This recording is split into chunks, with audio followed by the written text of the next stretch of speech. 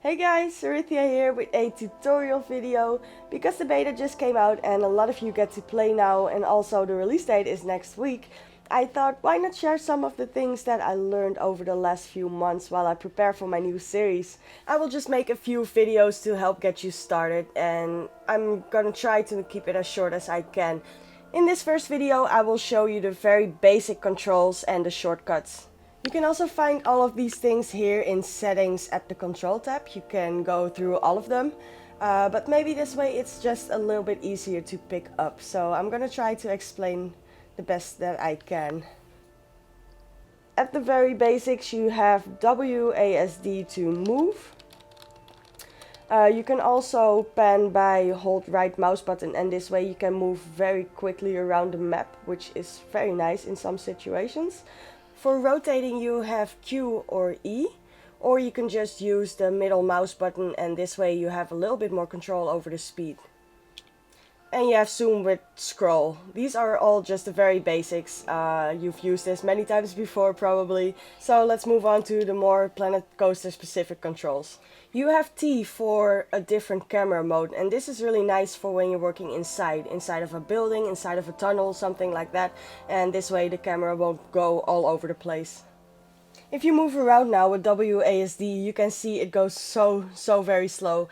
If you move a little bit closer to the ground or to objects, it will go a little bit faster. Now if you don't want to go out of this camera mode because you like this one better, but you want to move even faster, you can just hold shift. This way it will speed up quite a bit, so that is really nice. Next we have Q and E again, but in this camera mode it moves you up and down, so no turning in this camera mode but up and down. That is something you're gonna really appreciate when you're working inside of a building. Alright, that is it for the movement, so let's move on to some shortcuts you absolutely have to know about. It will make your life so much better. So next up we have pause and unpause. You can toggle this on and off with P.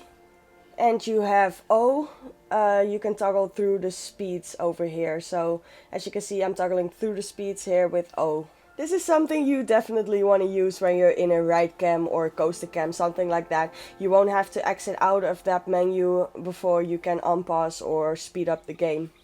For undo you have Ctrl Z and for redo you have Ctrl Y.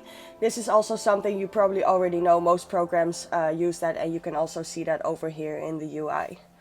You can also of course hide the UI. This is something you do with right shift, Ctrl and G. So this is the control and the shift on the right side of your keyboard. You have the help menu with F1. This is also something you can find over here in the UI. Then you have F5 to go directly to your saves. It's always a good idea to save your files as often as you can. Then you have F9 to go directly to load park. Lastly, if you want to go directly to that menu I just closed off, you press escape. If some of these controls don't fit you very well, you can also, let's not do that. You can also go to settings, controls, like I showed you before, and you can keybind your own. So over here you can just adjust everything to your own liking.